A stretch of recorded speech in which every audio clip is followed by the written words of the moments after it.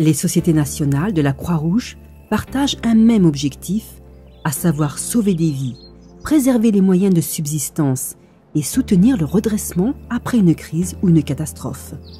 Bien que nous intervenions souvent localement, notre action s'insère dans la sphère de la solidarité internationale. Face aux défis actuels, nous nous demandons comment améliorer l'efficacité de notre capacité d'intervention, comment vérifier que nos actions sont conformes aux normes internationales et comment coordonner nos efforts avec ceux des autres sociétés nationales, du système des Nations Unies et des ONG, et surtout avec ceux des autorités locales et des dispositifs de protection civile.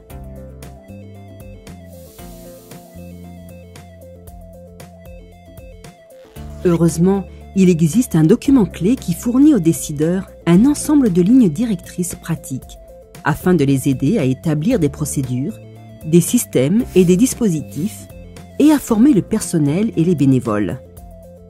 Ce document s'appelle « Création d'un mécanisme national de préparation aux catastrophes et d'intervention » et constitue une ressource pratique qui, en plus de servir de guide à la création du mécanisme, représente un outil puissant de développement organisationnel. Les lignes directrices sont le résultat d'une vaste consultation auprès de spécialistes de la gestion des risques et des catastrophes, issus de plus de 25 sociétés nationales et autres organisations humanitaires. Elles ont été définies en tant que guides par la Fédération.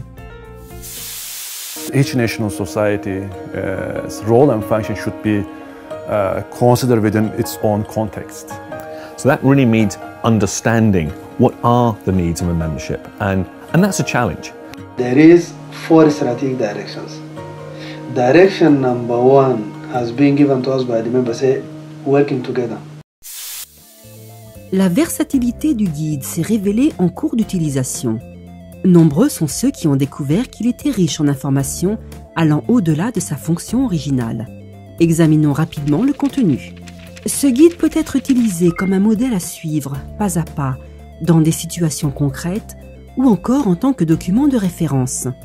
Il peut même nous être utile en tant que document d'appui pour élaborer des demandes de financement.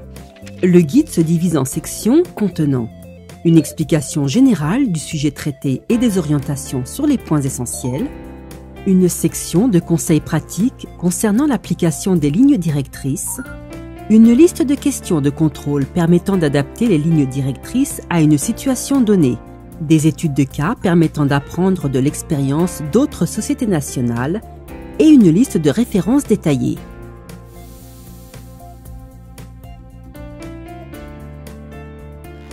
La première section du guide concerne le développement, au sein de la société nationale, d'une volonté politique de créer, d'établir et de soutenir le mécanisme en fonction des priorités locales.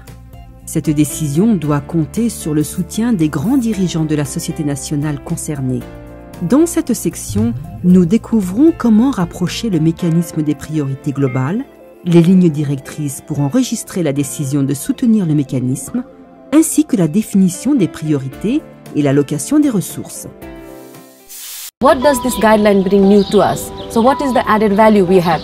And how do we work together for the international standards? It is up to national society to choose or to decide in which direction or in which way they are going to build up their own capacity. So the guidelines are bringing that, bringing the opportunity to ensure that the Red Cross system using the tools can be connected rather than being disconnected.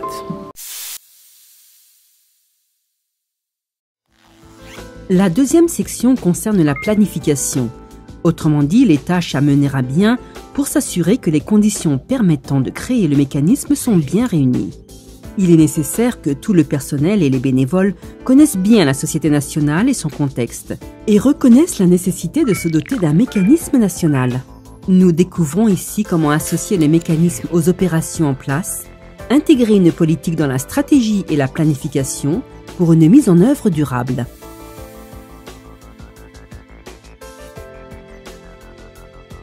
La troisième section présente les étapes de la mise en œuvre du mécanisme qui consiste à établir des procédures efficaces de recrutement, de formation et de déploiement de haute qualité, à coordonner les opérations et les autres activités d'intervention internationale, à intégrer les équipes du mécanisme aux opérations en cours, à effectuer le suivi et l'évaluation et à garantir la continuité et la durabilité.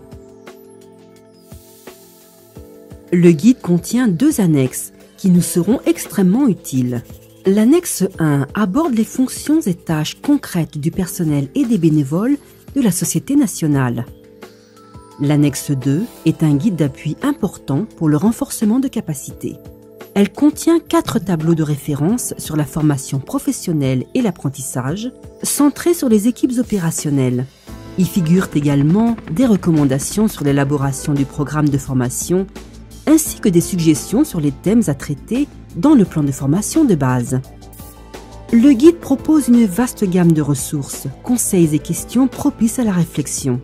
C'est donc devenu un document de référence concernant de nombreux aspects de notre travail, que nous soyons directeurs généraux, chefs de corps, techniciens de la gestion de risque ou bénévoles. Il ne faut toutefois pas oublier que ce guide doit toujours être appliqué en rapport avec les nouveaux principes et règles régissant l'assistance humanitaire de la Croix-Rouge et du Croissant-Rouge, adoptés par l'Assemblée générale de novembre 2013. Whichever role we are playing, the common driving factor are the communities, are the beneficiaries. Those are our gods. If you know your intention, the guidelines take you as a map to say this is where you are and where do you want to go. When I go as a DM, as a delegate to the different islands, I can speak the same language to everyone, ask the same questions. They may not be at the same stage of their training in any of the cycle, but at least when we have the conversation, we're talking about the same things. And that's for me, that's what this is about. This standard has to be set, and also this standard has to be high enough and at agreeable level for the sake of beneficiaries, not for ourselves.